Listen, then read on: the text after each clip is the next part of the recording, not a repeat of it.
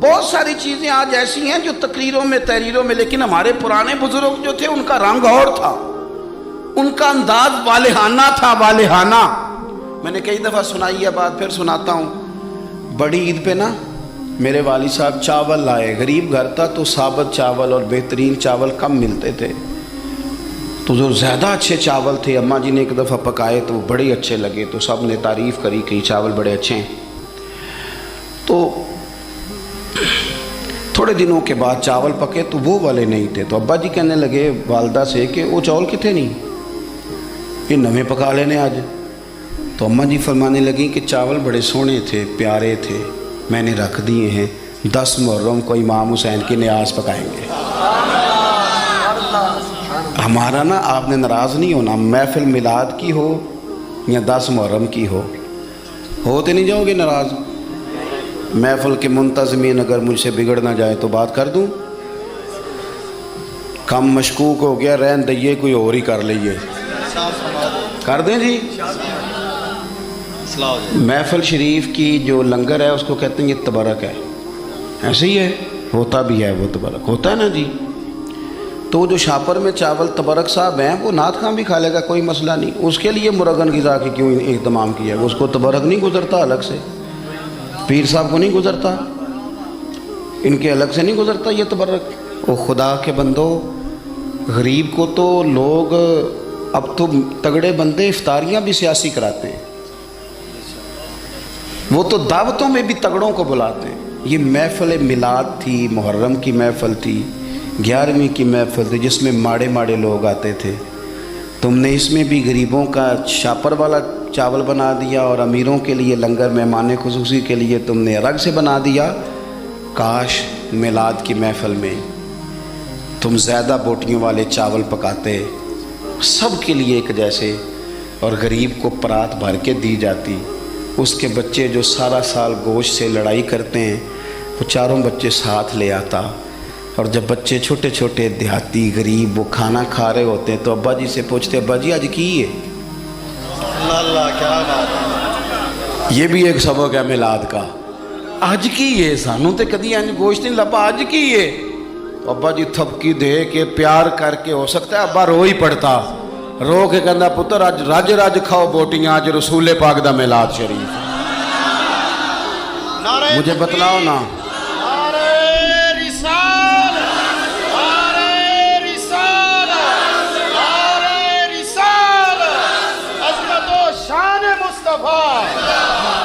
دیکھو نا، میں آپ بڑا اہتمام کیا آپ نے، آپ بڑے پیارے لوگ ہیں، پر میری ڈیوٹی لگائی ہے نا آج آپ نے سمجھانے کی۔ دیکھو بچے کے ولیمے پر جس ترتیب سے محنت کر کے ہم لنگر کا بندوبست کرتے ہیں، ڈھونڈ کے نائی، ڈھونڈ کے کسائی، ڈھونڈ کے، امام حسین کے نیاز پہ بھی اسی طرح ہی کرتے ہو، میلاد پہ بھی اسی طرح ہی کرتے ہو، یہی کام کرتے ہو۔ ایک مثال اور دیتا ہوں، میں نے اپنے ماں باپ سے سیکھا یہ ادب، اور وہ پڑھے لکھے نہیں تھے، سادہ تھے۔ میری اماں جی مجھے کہتی محرم والے دن کہ جا مینوں نا ٹوٹیاں لے آ دے، میں کھیر ونڈنی ہے۔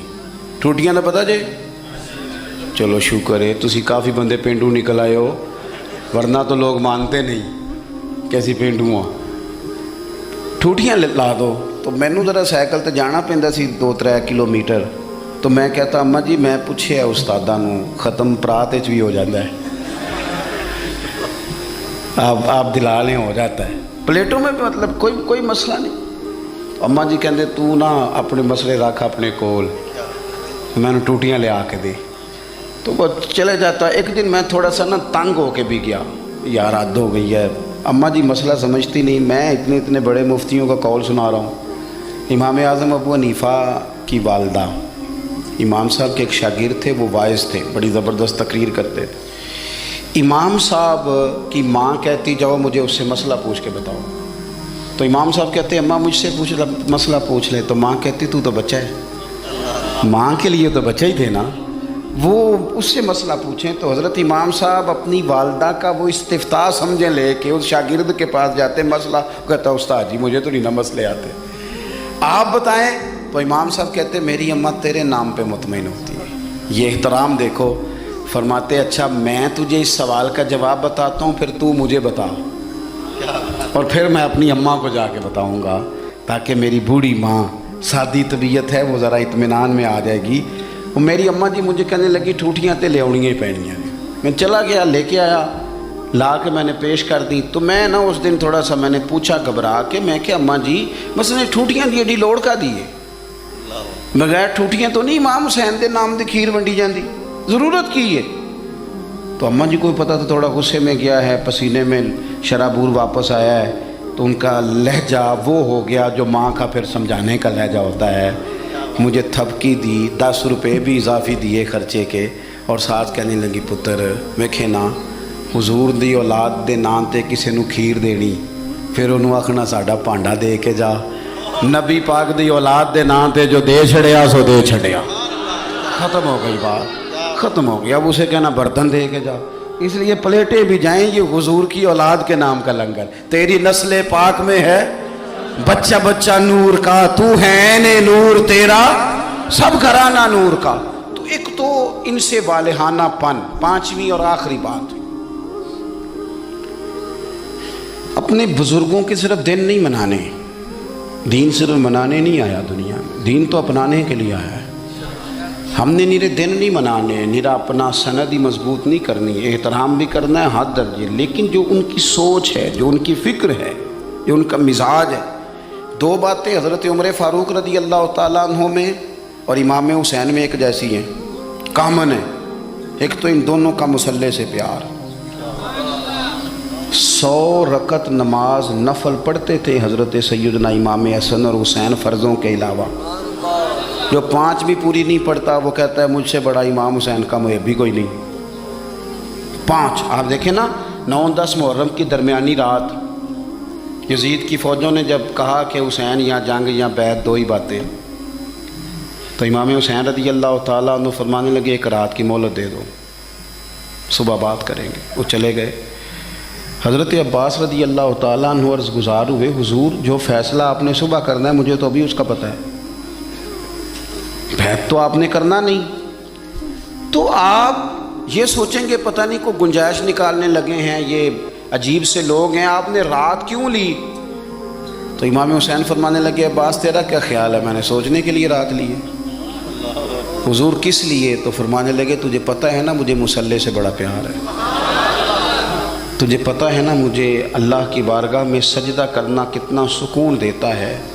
صبح میدان لگے گا, امید شہادت کی ہے, میرا دل کرتا ہے کہ رات رہ گئی ہے, رج رج کے اپنے رب کو سجدہ نہ کر لوں. امام علی مقام کے ماننے والوں کا سجدے سے پیار کیوں نہیں؟ عبادت ہم یقین کریں 1.5 گھنٹے کی باتیں, نیری گپ شپ, کوئی لینا دینا نہیں. یہ کون صاحب ہیں؟ کہتے ہیں یہ درویش ہوتے ہیں. اچھا جناب, درویش صاحب 1.5-2 گھنٹے گپ شپ لگائی, ادھر کی ادھر کی, فلانے کی اس کی کہانیاں سنائی. نماز کا ٹائم ہوا تو کہتے تو مولویوں کا کام ہے. خدا سے ڈر. تو کس طرح کے لوگوں کی طرف ہم نے توجہ کر لی ہے. حضرت فاروق اعظم, حضرت عثمان غنی نے نا حضرت عمر کے وصال کے بعد ان کی ایک بیوہ سے نکاح کیا. خاتون عرض کرنے لگی حضور میں تو بڑھاپے کی طرف میرا سفر ہے, کسی خدمت کے قابل نہیں, تو میرے ساتھ نکاح سمجھ میں نہیں آیا. فرمانے لگے خدمت کے لیے نکاح نہیں کیا, میں عمر کی عبادت سے بڑا متاثر ہوں. اتنی محنت, اتنی جد و جہد, اتنی خلافت کی پابندیاں, اتنے کام کے باوجود مصلی پہ بیٹھتے ہیں تو مزہ آ جاتا ہے. فرمانے لگے میں نے انہیں مسجد میں رج کے سجدے کرتے دیکھا ہے.